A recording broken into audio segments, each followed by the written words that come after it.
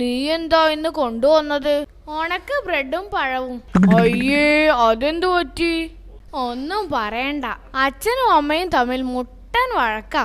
അമ്മ പിണങ്ങി പെട്ടിയെടുത്ത് വീട്ടിലോട്ട് പോയി. എന്നിട്ട് ബാക്കി പറയടാ. അതോടെ അച്ഛനായി പാചകം.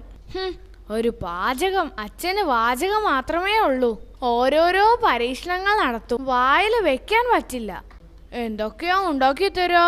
ഇന്നലെ ഫ്രൂട്ട് സലാഡ് എന്ന് പറഞ്ഞ ഒരു സാധനം ഉണ്ടാക്കി തന്നു. ഫ്രൂട്ട്സിന് പകരം ചക്കക്കുരു മുറിച്ചിട്ടിരിക്കുക. ദൈവമേ, ഇതാദ്യമായി കേൾക്കുകയാ. പിന്നെ ഫുൾ ടൈം TV. മുത്തശ്ശിയും അച്ഛനും കൂടെ ഇരുന്ന് സീരിയല് കണ്ടിരിക്കും. തന്തക്കിളി, ചെമ്പരത്തിപ്പൂ തുടങ്ങിയ ഒറ്റ സീരിയല് പോലും വിടില്ല. അപ്പോ പോകോ? ചാനല് വെക്കാൻ പോയാ അച്ഛൻ രണ്ടാട്ടാ പോ പോ എന്ന് പറഞ്ഞു. പക്ഷേ ഇപ്പോ രണ്ടുപേർക്കും TV കാണാൻ പറ്റുന്നില്ല. TV പൊളിഞ്ഞു പോയി. അതെങ്ങനെയാടാ?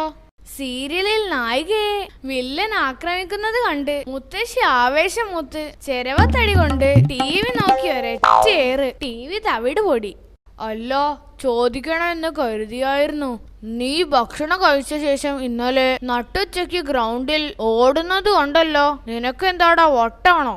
അതൊരു രഹസ്യമാ. രഹസ്യം എന്നല്ല, തോന്നിയാസം എന്നാ പറയേണ്ടത്. ശരീരം വേർക്കുന്നത് വരെ എന്നും നടക്കണമെന്നാ ഡോക്ടർ പറഞ്ഞത്. ഉച്ചയ്ക്കാവുമ്പോ 5 മിനിറ്റ് ഓടിയാ മതി. ശരീരം പെട്ടെന്ന് വേർക്കും.